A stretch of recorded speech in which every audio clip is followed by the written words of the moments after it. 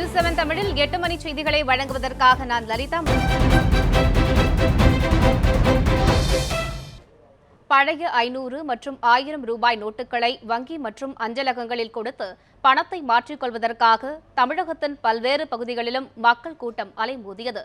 இதனால் பாமர மக்கள் கடும் அவதிக்கு ஆளாகியுள்ளனர். சென்னை அண்ணா சாலையில் உள்ள தலைமை தபால் நிலையத்திற்கு காலை 8 மணி முதலே மாநகரின் பல்வேறு பகுதிகளிலிருந்து ரூபாய்களுடன் வந்த மக்கள் இணையதளத்தில் படிவத்தினையும் பதிவிறக்கம் செய்து அடையாள அட்டை நகலுடன் வந்திருந்தனர். ஆனால் வழக்கம் போல் காலை 10 மணிக்கே தபால் நிலையத்தில் பணிகள் தொடங்கப்பட்டதாக மக்கள் வேதனை தெரிவித்தனர். பெரிய போஸ்ட் ஆஃபீஸ்ன்றதுனால இது 7 மணிக்கெல்லாம் திறந்துருவாங்கன்னு எனக்கு தெரியும். அதனால தான் நான் சீக்கிரம் வந்தேன். ஆனால் இப்போ 10 மணிக்குன்னு சொல்கிறாங்க. 10 மணி வரைக்கும் நான் வெயிட் பண்ணணும். இதுக்காக நான் பெரம்பூர்லேருந்து வந்திருக்கேன். அதனால் பக்கத்தில் இருக்கிற போஸ்ட் ஆஃபீஸில் நாங்கள் கூட்டத்தில் போய் மாற்ற முடியாது. மவுண்ட் ரோட்லலாம் கொஞ்சம் ஃப்ரீயாக இருக்குன்றதுக்காக வந்தோம். திருவாரூர் தபால் நிலையங்களில் காலை முதலே திரண்ட மக்களுக்கு புதிய 2000 மற்றும் 500 ரூபாய் நோட்டுகள் வராததால் பழைய 500 மற்றும் 1000 ரூபாய் நோட்டுகளுக்கு பதிலாக 100 மற்றும் 50 ரூபாய் நோட்டுகளை அலுவலர்கள் வழங்கினர். மேலும் 4000 ரூபாயை பெற விண்ணப்ப படிவம் பூர்த்தி செய்து அடையாள அட்டையின் நகலை கொடுத்ததால் தான் புதிய ரூபாய் நோட்டுகள் வழங்கப்படும் என தெரிவிக்கப்பட்டது. இதற்காக விநியோகம் செய்யப்பட்ட விண்ணப்பம் ஆங்கிலத்தில் இருந்ததால் ஏழை எளிய பாமர மக்கள் பெரும் அவதியுற்றனர். ஐடி ப்ரூஃப் அவசியம் என்னங்கிறாங்க. ஒரு மளிகை கடைக்காரர் பணம் கட்ட வந்தாருன்னா அவரோட அட்ரஸ் கொடுத்து அந்த கடை ஐடி ப்ரூஃப் இருந்தால் தான், அவரோட ஐடி இருந்தால் தான் அந்த இதுக்கு பணம் கொடுக்க முடியுங்கிறாங்க. ஃபார்மாலிட்டிஸ் ரொம்ப கஷ்டமாக இருக்குது. ஃபுல்லப் பண்ணி அவங்களுக்குலாம் ஃபுல்லப் பண்ண தெரியல. அதை ஒரு ஆள் ஃபுல்லப் பண்ணி கொடுத்தா தான் அந்த பேமெண்ட்டுங்கிறாங்க. பணம் 500 ரூபா 2000 கேட்டால் புது நோட்டு வரலங்கிறாங்க. திருவள்ளூர் மாவட்டம் பொன்னேரியில் பழைய 500 மற்றும் 1000 ரூபாய் நோட்டுகளை மாற்ற வங்கிகளில் நீண்ட வரிசையில் நின்று புதிய ரூபாய் நோட்டுகளை சிறப்பு கவுண்டர்களில் மக்கள் மாற்றி சென்றனர். கூட்டத்தை கட்டுப்படுத்த வங்கிகள் முன்பு காவல்துறையினர் பாதுகாப்பிற்கு நிறுத்தப்பட்டுள்ளனர். கரூரில் வங்கிகள் முன்பாக அதிகாலை முதலே ஏராளமானவர்கள் குவிந்தனர். நீண்ட வரிசையில் நின்று பழைய நோட்டுகளை கொடுத்து புதிய நோட்டுகளை மாற்றிச் சென்றனர். கிருஷ்ணகிரியில் அதிகாலை முதல் பொதுமக்கள் 500 மற்றும் 1000 ரூபாய் நோட்டுகளை மாற்ற வங்கிகளின் முன்பு காத்து கிடந்தனர். வங்கிகளின் உள்ளே அனைவரும் அனுமதிக்கப்படாமல் 10 நபர்களாக பிரித்து அனுப்பப்பட்டதால் மக்கள் அவதிக்கு ஆளாகினர். சென்னையில் வியாபாரிகளும் மக்களும் பயனடையும் வகையில் 500, 1000 ரூபாய் பழைய நோட்டுகள் வாங்கப்படும் என விளம்பர பலகை வைத்து நூதன முறையில் வணிகர்கள் வியாபாரம் செய்து வருகின்றனர். சென்னை டி நகரில் உடைகள், பெண்களுக்கான ஆடை அலங்கார பொருட்கள் ஆகியவை சாலையோர கடைகளில் விற்பனை வழக்கமாகவே அதிகமாக காணப்படும். ஆனால் 500 மற்றும் 1000 ரூபாய் செல்லாது என்ற அறிவிப்பின் காரணமாக கடந்த 2 நாட்களாக வியாபாரம் எதுவும் இன்றி முடங்கி பெரும்பாலான கடைகள் மூடப்பட்டிருப்பதையும் காண முடிந்தது. ஒரு நாளைக்கு 4000, 3000, 5000 அந்த மாதிரி வியாபாரம் ஆகும். ஆனால் இன்றைக்கி கடை போட்டு என்னால் போனியே பண்ண முடியல. நான் எடுத்து வச்சுட்டு போயிட்டேன். எல்லா ஜனங்கள்லாம் பேங்கில், ஏடிஎம்மில் அந்த மாதிரி தான் க்யூவில் நிற்கிறாங்க. அதனால் இங்கே ஜனங்க போக்குவரத்தே இல்லை. கிட்டத்தட்ட 2 நாளாக வியாபாரமே இல்லை. வாழ்வாதாரம் பெருசாக பாதிச்சிருக்கு. அன்றாட காட்சிக்கு சாப்பிட்றதுக்கு அதுக்கு மட்டும்தான் யூஸ் பண்ண முடியும் தவிர இந்த மாதிரி ஆடம்பர செலவுக்கு யாராலையும் அவங்களால யூஸ் பண்ண முடியாது. அதனால் எங்களால் வியாபாரம் பண்ண முடியல. இப்போ பொதுவாகவே நல்லா வியாபாரம் ஆகும். வியாபாரமே இப்போ இல்லை. அதனால் எல்லாருமே லீவ் விட்டாங்க. டி நகரில் கடை எதுவுமே எல்லாமே லீவில் தான் இருக்குது. அதனால் அன்றாட காட்சியில் இருக்க எல்லாருமே கொஞ்சம் பாதிக்கப்பட்டிருக்காங்க. கடந்த 2 நாட்களாக வியாபாரம் பாதிப்படைத்ததை சரி செய்ய சில கடைகளில் தங்களிடம் 200 ரூபாய்க்கு பொருட்கள் வாங்கினால் 500 ரூபாய் மற்றும் 1000 ரூபாய் நோட்டுகளை பெற்றுக் கொள்வதாக விளம்பர பலகை வைத்து வியாபாரம் செய்தனர். இதனால் பெண்கள் வங்கியில் சில்லறை வாங்க காத்திருக்காமல் தங்களிடம் இருந்த 1000 ரூபாயை கொடுத்து அலங்கார பொருட்களை வாங்கி சென்றதோடு 1000 ரூபாய்க்கு சில்லறையும் பெற்றுச் சென்றனர். வரவங்க எல்லாம் 500, 1000 தான் எடுத்துகிட்டு வராங்க. 500, 1000க்கு நம்ம சில்லறையும் கொடுக்க முடியாமல் ரொம்ப கஷ்டப்படுறதுனால இப்போ கொடுக்குறாங்க. 500, 1000 வாங்க போட்டு போர்டு மாதிரி வச்சு, பிளாட்ஃபார்ம் கடை சின்ன கடையாக இருந்தாலும் நாங்களே அதை போர்டு மாதிரி வச்சுருக்கோம். போர்டு மாதிரி வச்சு வரவங்களுக்கு 500, 1000க்கு சில்லறை கொடுக்குற மாதிரி 200 ரூபாய்க்கு பொருள் வாங்கினீங்கன்னா மீதி சில்லறை தரோம். அந்த மாதிரி கொடுக்குறதுனால இப்போ மக்களும் அங்கே போய் பேங்க்கு க்யூவில் நின்று கஷ்டப்பட்டு நிற்க முடியலன்றதுக்காக ஒரு 200 ரூபாய்க்கு பொருள் வாங்கிக்கிறாங்க. ஒரு 300 ரூபா அவங்க கையில் சில்லறையாக போய் சேருது. நவம்பர் 11ஆம் தேதி நள்ளிரவு வரை 500 மற்றும் 1000 ரூபாய் நோட்டுகள் பெறப்படும் இடங்களை தற்போது பார்ப்போம். அனைத்து அரசு மருத்துவமனைகள், ரயில் மற்றும் அரசு பேருந்து டிக்கெட் நிலையங்கள், விமான நிலைய டிக்கெட் அலுவலகங்கள், பெட்ரோல் மற்றும் டீசல் நிலையம். மத்திய அரசால் அனுமதி பெற்ற அனைத்து ஆயில் நிலையங்கள். மத்திய மாநில அனுமதி பெற்ற கூட்டுறவு கடைகள். அரசு அனுமதி பெற்ற உடல் தகனம் செய்யும் இடங்கள். அரசு அனுமதி பெற்ற பால் விற்பனை நிலையங்கள். வங்கிகளில் ரூபாய் நோட்டுகள் பரிமாற்றம் அமைதியான முறையில் நடைபெற்று வருவதாக பிரதமர் மோடி மகிழ்ச்சி தெரிவித்துள்ளார். இது தொடர்பாக ட்விட்டரில் கருத்து தெரிவித்துள்ள பிரதமர் மோடி, வங்கி ஊழியர்களுக்கு ஒத்துழைப்பு கொடுத்து அமைதியாகவும் ஒழுங்காகவும் ரூபாய் நோட்டுகளை பொதுமக்கள் மாற்றி வருவதாக கேள்விப்பட்டு மிகுந்த மகிழ்ச்சி அடைவதாக குறிப்பிட்டுள்ளார். பெரிய நோக்கத்திற்காக மேற்கொள்ளப்பட்டுள்ள இந்த மாற்றத்தால் ஏற்படும் சிற்சில இடையூறுகளை தாங்கிக் கொள்வதில் பொதுமக்கள் காட்டும் பொறுமையும் ஆர்வமும் தனது இதயத்தை நெகிழ வைப்பதாகவும் அவர் தெரிவித்துள்ளார். ஊழல் இல்லாத இந்தியாவை உருவாக்குவதில் எந்த சூழலிலும் மனம் தரலாமல் மத்திய அரசு செயல்படும் என கூறியுள்ள பிரதமர் மோடி, ஊழல் ஒழிக்கப்படுவதால் ஏற்படும் பலன் நாட்டு மக்கள் ஒவ்வொருவரையும் சென்றடையும் என குறிப்பிட்டுள்ளார். 500 மற்றும் 1000 ரூபாய் நோட்டுகள் செல்லாது என்ற அறிவிப்பால் சென்னையில் பெரும்பாலான நகை கடைகள் வெறிச்சோடி காணப்படுகின்றன. கடந்த 2 நாட்களாக நகை கடைகளில் தங்க நகை வாங்க வருபவர்கள் 500 மற்றும் 1000 ரூபாய் செல்லாது என்ற அறிவிப்பால் அதிருப்தியுடன் திரும்பிச் செல்வதை காண முடிகிறது. இதனால் நகை கடைகளில் வழக்கமான விற்பனை மற்றும் பொதுமக்கள் கூட்டம் இன்றி வெறிச்சோடி காணப்படுகின்றன.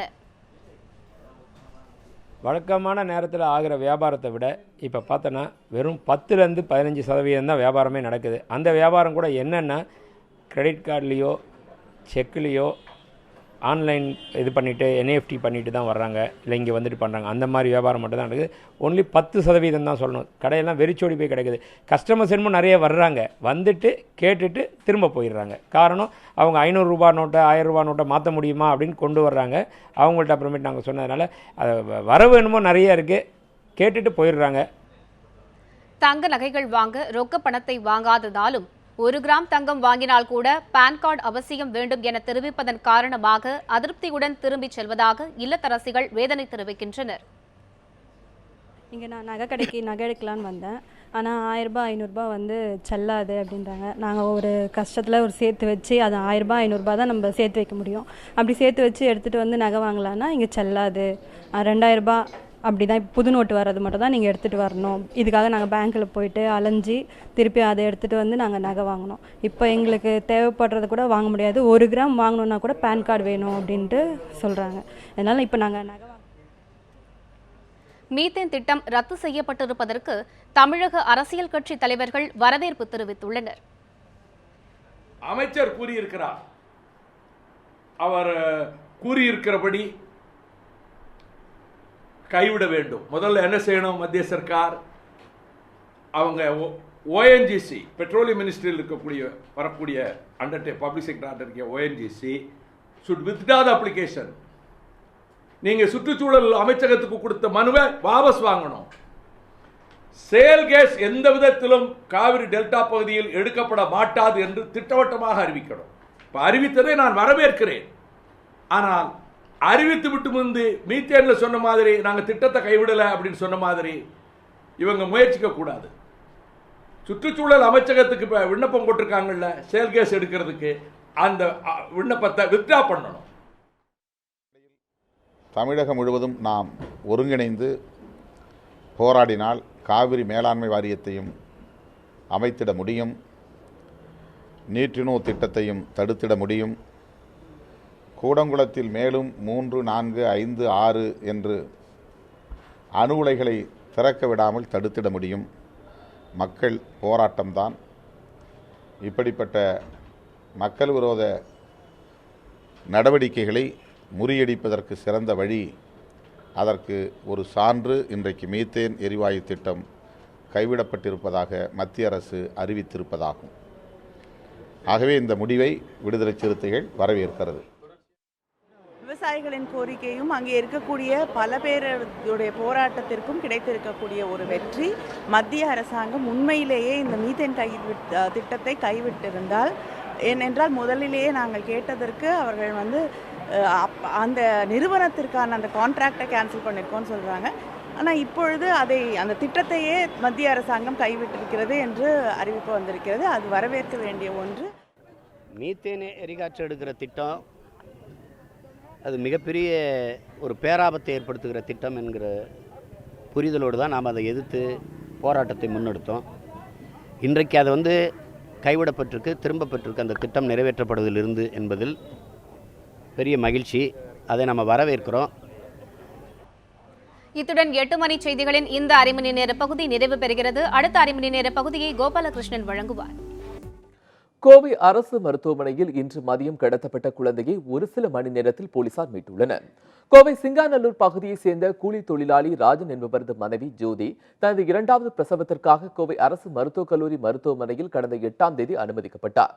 அன்று மாலையே ஜோதிக்கு பெண் குழந்தை பிறந்தது. இந்நிலையில் இன்று நோயாளி போல் நடித்து அருகிலுள்ள வார்டில் தங்கியிருந்த அர்ச்சனா என்ற பெண் குழந்தையை கடத்தியுள்ளார். இது தொடர்பாக பந்தய சாலை காவல் நிலையத்தில் புகார் அளிக்கப்பட்டது. போலீசார் மருத்துவமனை சிசிடிவி கேமராவில் பதிவான காட்சிகள் அடிப்படையில் விசாரணை மேற்கொண்டு வருகின்றனர். அதில் 3 பெண்கள் உட்பட 5 பேர் டிராவல்ஸ் காரில் ஏறி சென்றுள்ளது தெரியவந்துள்ளது. எனவே சுங்கச்சாவடிகளில் தீவிர வாகன தணிக்கையில் ஈடுபட அறிவுறுத்தப்பட்டுள்ளது. காணாமல் போன குழந்தையின் தாயார் ஜோதி தன்னை நோயாளி போல் நடித்து ஏமாற்றியது எப்படி என்று விவரித்தார். குழந்தை செவ்வாய்க்கிழமை மத்தியானம் பிறந்துருச்சு. நைட்டு நான் அட்மிட் ஆகும்போது அந்த பொண்ணு என் கூட அட்மிட் ஆகி இருந்துச்சுங்க. அந்த பொண்ணு டெலிவரி ஆகி தான் இருக்குன்னு சொல்லிடுச்சுங்க. ஆனால் அந்த பொண்ணு பார்த்தா டெலிவரி ஆகலைன்னு சொல்கிறாங்க எல்லாருமே. குழந்தைய தூக்கிட்டு போனதுக்கப்புறம் தான் தெரியும் அந்த பொண்ணு சும்மா தான் இருந்துச்சு. நானும் டெலிவரி ஆன மாதிரி தான் எல்லாம் இருந்துச்சுங்க. நைட்டியெல்லாம் போட்டுட்டு குழந்தை நான் கேட்டதுக்கு ஐசியூவில் இருக்குது, என்னோடய குழந்தை ஐசியூவில் இருக்குது அப்படின்னு சொல்லிச்சுங்க. நான் இன்னைக்கு டிஸ்சார்ஜ் ஆகிறேன்னு தெரிஞ்சு எப்படியோ குழந்தைய தூக்கிட்டு போயிடுச்சு. இன்னைக்கு பொன் குழந்தைங்க. வெளியிலே தான் இருப்பாங்க, எப்போ பார்த்தாலும் வெளியில் இருப்பாங்க, சாப்பிடுவாங்க, ஃபேமிலியாக வருவாங்க, உட்காந்துருப்பாங்க, போவாங்க. ஆனால் கொஞ்சம் டவுட்டெல்லாம் இருந்துச்சு தான்.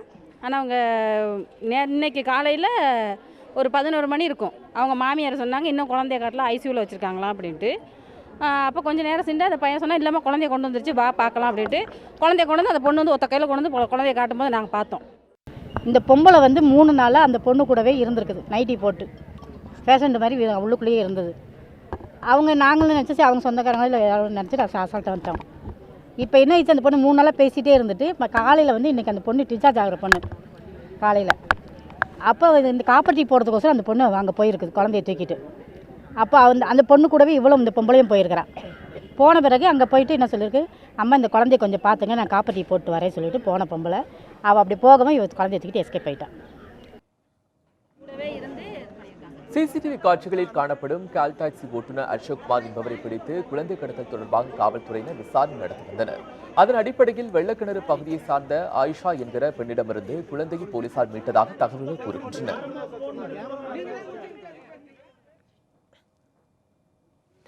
ஆசிரியர் தகுதி தேர்வுக்கான அறிவிப்பு ஒரு வாரத்தில் வெளியாகும் என்று தமிழக பள்ளிக்கல்வித்துறை அமைச்சர் மாஃபா பாண்டியராஜன் தெரிவித்துள்ளார். தமிழக ஆசிரியர் தகுதி தேர்வுக்கான வெயிட்டேஜ் மதிப்பெண்கள் செல்லும் என்று உச்சநீதிமன்றம் தீர்ப்பளித்த நிலையில் தமிழக பள்ளிக்கல்வித்துறை அமைச்சர் மாஃபா பாண்டியராஜன் சென்னையில் இன்று செய்தியாளர்களுக்கு பேட்டியளித்தார். அப்போது அவர் கடந்த 3 ஆண்டுகளாக ஆசிரியர் தகுதி தேர்வு தமிழகத்தில் நடத்தப்படாத நிலையில் இன்னும் ஒரு வாரத்தில் வெளியாகும் என்று தெரிவித்துள்ளார். தமிழகத்தில் 11, 12ஆம் வகுப்பு மாணவர்களுக்கு புதிய பாடத்திட்டம் தயார் என்றும் எனினும் புதிய பாடத்திட்டம் வரும் கல்வியாண்டில் அறிமுகப்படுத்தப்படாது என்றும் அமைச்சர் மாஃபா பாண்டியராஜன் கூறியுள்ளார்.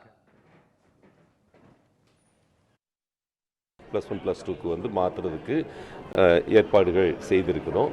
அம்மாவோட உத்தரவுடன் அது வெகு விரைவில் அனௌன்ஸ் பண்ணப்படும். ஆனால் எங்களை பொறுத்த வரைக்கும் இப்போ இருக்கிற கல்வி திட்டமும் கூட நாங்கள் அது ரொம்ப மாற்றத்துக்கு கொண்டு வரணும்னு நாங்கள் நினைக்கல. இப்போ இருக்கிறத விட அடுத்து வர்றது நல்லாயிருக்கும். இன்னும் கொஞ்சம் அப்சலட்டாக இருக்கிற பாடங்களெல்லாம் மாற்றிட்டு மற்றபடிக்கு ஆஸ் இஸ் வேர் இஸ் தமிழகத்துடைய கல்வி திட்டம் compared to any other state in India நல்லா தான் இருக்கு.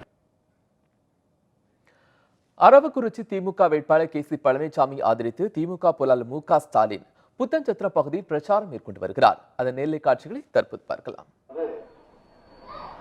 ஒரு தொகுதியிலிருந்து ஒரு சட்டமன்ற உறுப்பினர் தேர்ந்தெடுக்கப்பட்டு அதற்கு பின்னால் அவர் நோய்வாய்ப்பட்டோ விபத்தில் சிக்கியோ மரணமடைந்து விட்டார், இயற்கை அடைந்து விட்டார், அந்த இடத்தை பூர்த்தி செய்வதற்காக ஒரு இடைத்தேர்தல் நடக்கும்.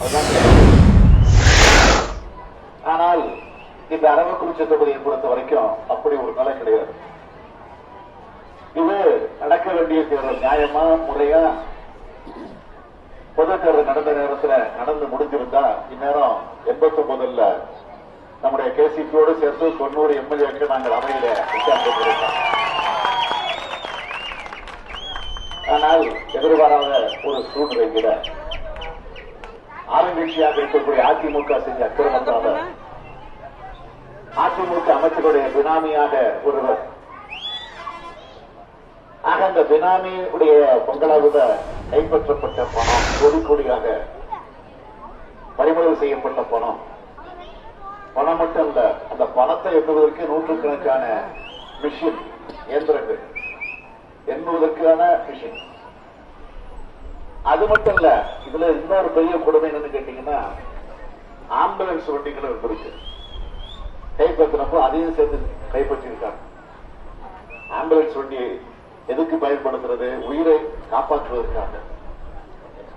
அந்த உயிரை காப்பாற்றுவதற்காக ஒரு நோயாளியை அந்த ஆம்புலன்ஸ்ல படுக்க வச்சு எல்லா வசதிகளோடு சிகிச்சை செஞ்சுட்டு கொண்டு போவாங்க மருத்துவமனைக்கு.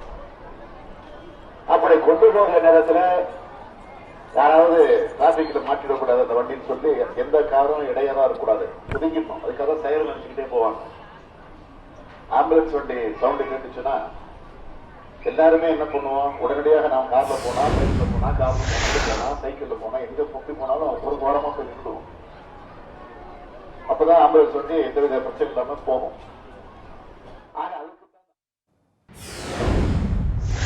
அரவக்குறிச்சி இடைத்தேர்தலில் திமுக வேட்பாளர் கே.சி. பழனிசாமி ஆதரித்து திமுக போலார் மு.க. ஸ்டாலின் பிரச்சாரம் மேற்கொண்ட காட்சிகள் நேரிலை பார்த்தோம். அடுத்ததாக தஞ்சை சட்டமன்ற தொகுதியினுடைய பாமக வேட்பாளர் குஞ்சிதாபாதத்தை ஆதரித்து தஞ்சை அப்ரஹாரம் பண்டித சாலையில் நடைபெற்ற தேர்தல் பிரச்சார கூட்டத்தில் அன்புமணி ராமதாஸ் பேசி வருகிறார். அந்த காட்சிகள் நேரிலை பார்க்கலாம். தஞ்சை மக்கள் பாருங்கள், நல்ல ஒரு மாற்றத்தை ஏற்படுத்தியிருக்கின்றார்கள் என்று இந்தியா முழுவதும் மக்கள் பேசுவார்கள். அந்த வாய்ப்பை நீங்கள் கொடுங்கள். இரண்டு கட்சியும் வேண்டாம். ஊழல் கட்சிகள் இரண்டும், திமுக அண்ணா திமுக இரண்டும் வேண்டாம். பாட்டாளி மக்கள் கட்சிக்கு ஒரு வாய்ப்பு தாருங்கள்.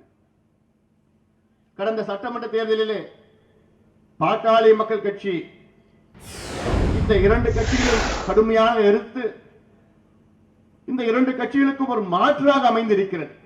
ஆம், கடந்த சட்டமன்ற தேர்தலில் பாட்டாளி மக்கள் கட்சி தமிழ்நாட்டில் 3வது பெரிய கட்சியாக நாங்கள் வந்திருக்கின்றோம்.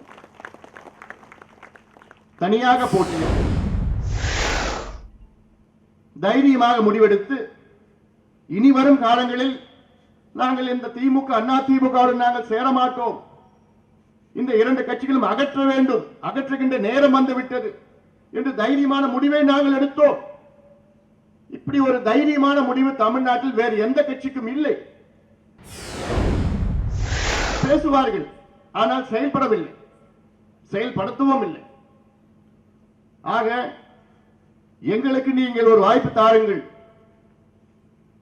நீங்கள் கொடுக்கின்ற இந்த வாய்ப்பு தமிழ்நாட்டில் உள்ள மாற்றத்திற்கு தொடக்கமான ஒரு வாய்ப்பாக இருக்க வேண்டும். இது உங்கள் கையில் இருக்கிறது.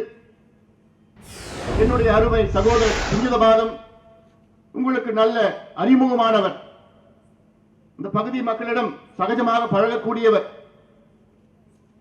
அவருக்கு ஒரு வாய்ப்பு தாருங்கள். எங்களிடம் உங்களுக்கு கொடுப்பதற்கு பணம் கிடையாது, திட்டங்கள் ஏராளம் வைத்திருக்கின்றோம். உங்களுக்கு நாங்கள் கொடுப்பது 1000 ரூபாய் கொடுப்பதற்கு எங்களுக்கு இல்லை, ஆனால் உங்களுக்கு 1000 திட்டங்கள் வைத்திருக்கின்றோம் உங்கள் வாழ்க்கை முன்னேற்றுவதற்காக.